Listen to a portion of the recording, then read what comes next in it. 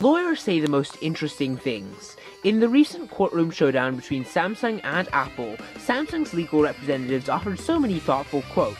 They admitted that their clients had copied certain Apple patents. They suggested that Apple's lawyers were invoking racially charged feelings. Then they said one phrase that might resound for quite some time. In his closing argument, Samsung lawyer Bill Price offered this: Apple has tried to mischaracterize these patents so they are the iPhone.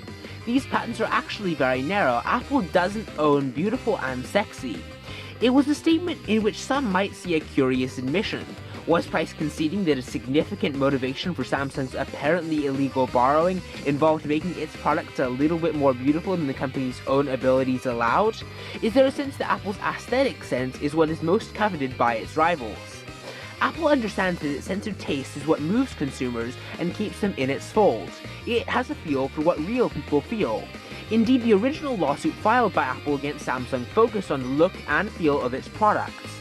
After the jury decided that Samsung owes Apple another $290 million, it's hard not to hear the echo of Price's words. Given Price's framing, it seems that the jury decided that Apple does rather own beautiful and sexy.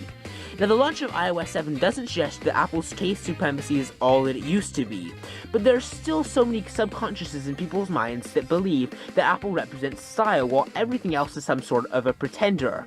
Now, this is a good opportunity for other manufacturers, whether they be Windows Phone or Android, to seize on this opportunity and possibly capture some of Apple's fame for its design and its beauty of its products. The iPhone is probably one of the most beautiful smartphones out there, and this is, I think, one of Apple's strongest suits. Sometimes I think that people will just choose an Apple product simply because they like the design of the product, rather than looking at the specs or the operating system or more hardcore features. I mean, it does make sense when you come to think about it. But what do you think about Apple's sense of design and taste in terms of consumer electronics? Do you think that Apple has it more than any of its rivals, or do you think that its rivals such as Samsung are catching on? Based on this recent jury's findings, it would seem that Apple does have the monopoly on design in product. But I don't think this is completely the case. I think there are other good companies out there who would have an idea of how to make a good-looking product.